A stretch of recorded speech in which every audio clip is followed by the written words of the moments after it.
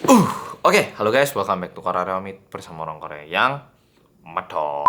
Polo-polo buat yang mau kaos Korea Reomit, ada orang Korea yang medok kayak gini, bisa dicek di Tokopedia, di official store-nya Korea Reomit. Langsung kita mulai video kali ini. Nah, pertama-tama sebelum memulai video kali ini, mungkin ini videonya agak telat, tapi polo-polo pernah nggak lihat fotonya orang ini? Bernama Go Yu Jong. Mungkin ada yang pernah lihat, mungkin ada yang belum pernah lihat. Nah, dia adalah seseorang yang kayak gini. Tak jelaskan dulu struktur keluarganya, dan usia yang tak sebutkan sekarang adalah usia pada waktu itu. Ini perempuan namanya Go Yu Jong. Dia ini punya mantan suami, dulu udah nikah tapi cerai, sebaya, dan dia punya anak berusia 5 tahun pada waktu itu. Jadi ini keluarga aslinya. Nah, setelah itu dia cerai dan nikah lagi dengan cowok. Nah, cowok ini berusia 1 tahun lebih banyak daripada Go Yu Jong pada waktu itu. Jadi 37, 36, 36, 5. Dan pria ini juga dulunya punya istri tuh. Tapi istrinya ini dulu udah meninggal karena bunuh diri. Dan cowoknya ini juga punya anak putra dari mantan istrinya. Nah, anaknya yang ini masih berusia 4 tahun tapi sudah meninggal juga. Nah, akhirnya ada 4 orang ini kan ya yang bakal tak bicarakan.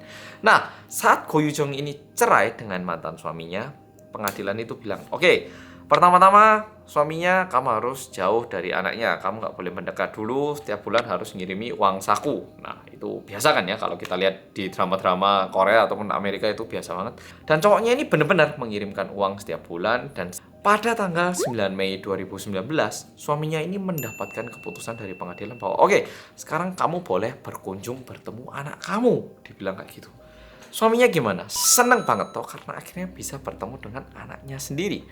Di balik suami yang senang, Go Yu Jong itu nggak seneng banget katanya. Dia itu katanya kecewa banget dan tidak happy dengan keputusan itu.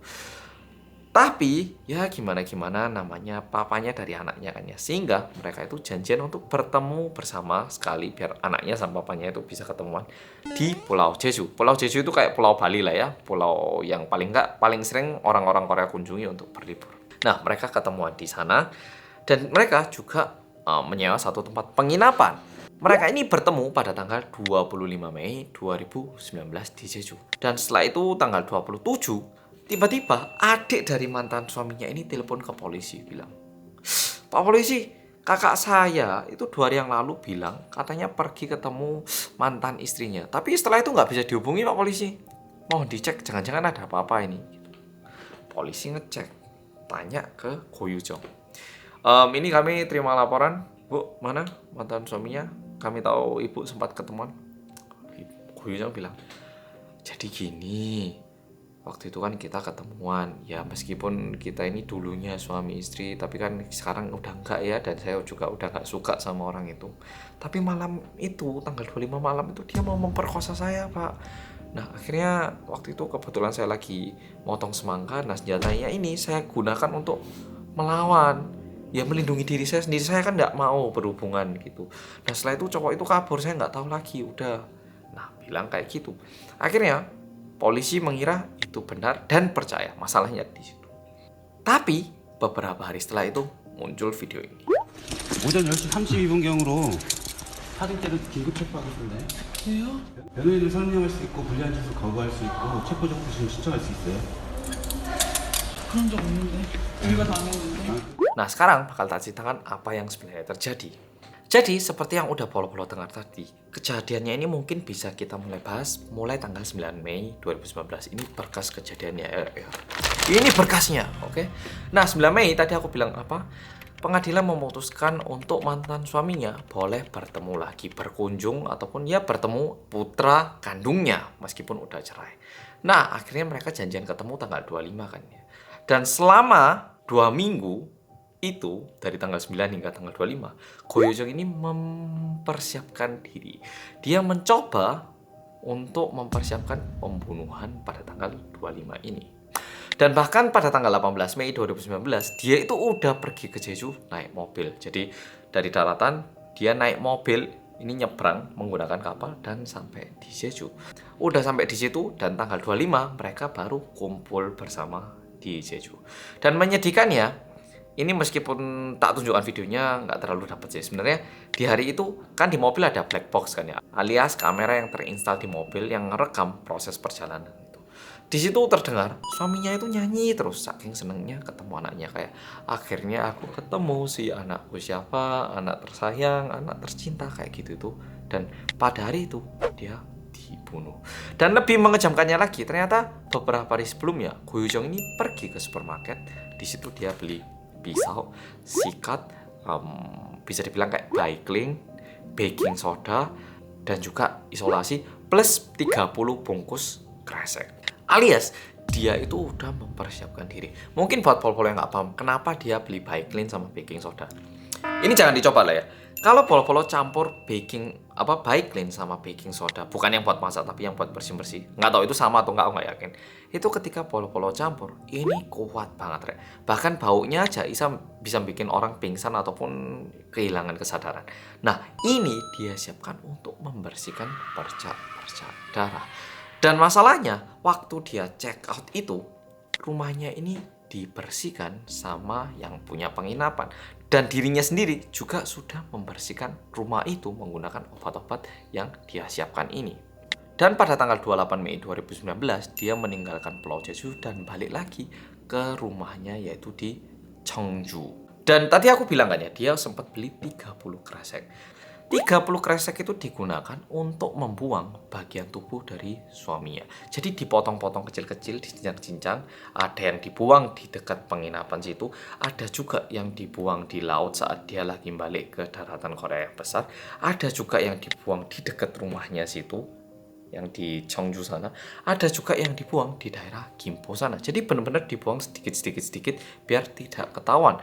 Dan sampah-sampah yang dibuang kayak gini biasanya itu dibakar sehingga nggak bisa ditemukan lagi buktinya. Dan tahu nggak menyedihkannya apa? Keluarga korban atau keluarga dari mantan suaminya ini, mereka itu melakukan pemakaman hanya menggunakan 7 helai rambut yang tersisa di tempat penginapan. Nah, di luar itu yang masih lebih kecil lagi, ternyata baiklinnya itu nggak kepake gitu loh untuk membersihkan. Mungkin dia cuma pakai baking soda gitu ya. Baiklinnya ini masih dia bawa kembali lagi ke supermarket tempat dia beli dan dia refund kan. Oh, saya nggak jadi beli deh, kembalikan uang saya. Dia masih sesantai itu padahal. Nah, dan lebih medeninya lagi, dia itu bersama dengan anak putranya. Tadi aku bilang kan ya, mantan suaminya, anak putranya, dan dirinya. Nah, kok bisa melakukan kejadian kayak gini? Ternyata pada tanggal 25 itu dia memasakkan makanan kare atau curry sama nasi gitu. Nah, Go Yoo Jong yang nggak makan, yang makan adalah suami dan anaknya. Dan diperkirakan di karenya ini dicampurkan obat yang namanya Zolpidem yang mengakibatkan ngantuk. Dan setelah itu suaminya baru dibunuh. Karena suaminya ini tubuhnya itu besar, 180 cm, berat 80 kg. Sedangkan Go Yoo Jong ini cuma 160 cm, berat 50 kg. Mana kuat melawan secara fisik? Nggak mungkin kuat kan? Dan pembunuhannya ini dilakukan saat di penginapan itu dan waktu anaknya itu juga di sana. Dan ternyata yang punya penginapan itu sempat telepon Go Yoo Jong pada tanggal 25 untuk ngecek, oh penginapannya gini, cara pakainya gini. Kayak Airbnb gitu loh, bukan hotel kan ya. Jadi yang punya itu sempat telepon 3 kali. Di telepon pertama 855 telepon, oh ini saya mau menjelaskan tentang cara pakai ini. Tiba-tiba Go Yoo Jong bilang, oh bentar, anak saya ada urusan bentar ya. Ditutup. Habis gitu 920 telepon lagi yang punya penginapan. Yang ngangkat ini anak putranya. Halo, oh kamu anaknya ya? Pasti ada papa sama mama ya? Oh mama ada? Oh mama lagi ini ngejar nyamuk. Kalau papa? Anaknya bilang, hah papa? Om, yang dimaksud om gitu. Jadi ternyata anaknya itu mengira kalau papa kandungnya ini sebagai pamannya. Setelah itu nggak jadi kehubung, tapi pada waktu telepon yang punya penginapan itu mendengar kayak suara yang istilahnya apa ya? Suara hentaan yang keras tapi agak hampa, bukan suara runcing. Duk, duk, duk. Suara kayak gitu. Dan diperkirakan mungkin waktu itu Go Yoo Jong lagi entah mencincang ataupun memotong ataupun memutilasi, pokoknya melakukan kejahatan. Dan 30 menit setelah itu sekitar jam mau 10-an yang punya itu telepon lagi. Akhirnya di telepon ketiga ini yang angkat Go Yoo Jong. Dan waktu itu Goyujong itu bilang kayak gini, oh bentar ya, mama tak telepon dulu ya yang ya. Masih bicara dengan suara yang manis. Padahal diperkirakan pada waktu itu dia sudah membunuh suaminya. Dan setelah itu yang punya kan jelaskan. Habis gitu sebelum mati kan masih kedengaran kan suaranya. Oh mama habis main sama tinta. Gitu. Dan polisi memperkirakan di bajunya itu ada cipratan darah. Dan itu dia bilang ke anak bahwa mamanya ini habis main tinta. Nah, tapi uniknya anaknya itu benar-benar tidak sadar dan sebenarnya Goyujong itu hampir selamat karena dia bilang, oh aku itu nggak bunuh, aku itu cuman nyerang sekali karena aku mau diperkosa dan habis itu dia keluar dari rumah jadi aku nggak tahu. Tapi di saat polisi memeriksa Goyujong, polisi ini juga tanya ke anaknya yang masih berusia 5 tahun, kamu malam itu ada makan semangka tak? Kamu ada makan kare tak? Gitu. Nah, ditanyai dan ternyata apa yang dikatakan anaknya ini berbeda dengan apa yang disampaikan oleh Goyujong.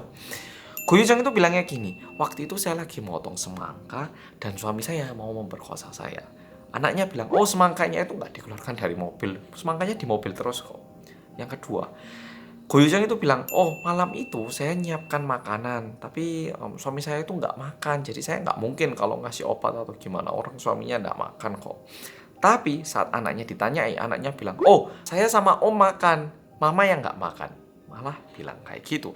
Nah, berdasarkan keputusan ini, akhirnya polisi berhasil menangkap dan juga mempublikasikan mukanya. Dan masalahnya, setelah masalah ini dipublikasikan, ada masalah baru. Yaitu, tadi aku bilang kan ada suami baru, nah suami barunya punya anak. Suatu hari sebenarnya anaknya ini tiba-tiba tidak bernafas dan saat dibawa ke rumah sakit dinyatakan bahwa dia itu kayak mati ketindihan gitu loh. Kayak akibat tidak bisa bernafas. Karena di tubuhnya itu tidak ditemukan luka-luka ataupun bercak-bercak ataupun apapun sehingga dokter mengira anak ini meninggal akibat masalah pernafasan itu aja. Tetapi setelah kasus ini dibongkar, sekarang muncul juga apa mungkin Goyujong yang juga membunuh anak itu. Mungkin dia tindihin di malam hari dan paginya dia berpura-pura tidak tahu apa-apa. Akhirnya saat ini Goyujong udah dihukum untuk penjara seumur hidup alias tidak ada batas waktu. Tergantung kalau misalnya dia ternyata di dalam penjara menunjukkan sisi baiknya dan ternyata dia menunjukkan kalau dia tobat, bisa saja mungkin masa penjaranya diubah menjadi 30 tahun ataupun 40 tahun. Tapi pada saat ini penjara seumur hidup dan mukanya juga terekspos. Dan orang ini di tahun 2019 itu benar-benar dicap sebagai psikopat karena terlihat kelakuannya itu keji banget dan bahkan melakukan kejahatan kepada mantan suaminya sendiri di saat dia bersama dengan anaknya sendiri, putra kandungnya sendiri. Nah setelah itu banyak banget netizen yang bilang kasihan banget mantan suaminya udah ngirimkan duit per bulan dan dia itu cuman pengen ketemu anaknya. Dan akhirnya dia ketemu, ternyata itu menjadi hari terakhirnya di dalam hidupnya. Kita sebagai manusia itu punya hak, terserah kita mau putus hubungan dengan seseorang itu terserah. Tapi kan kita nggak punya hak tuh untuk memutus nyawa seseorang. Di video kali ini kayak gitu. Semoga follow tertarik dan juga makasih udah nonton video kali ini dan sampai jumpa di video berikutnya.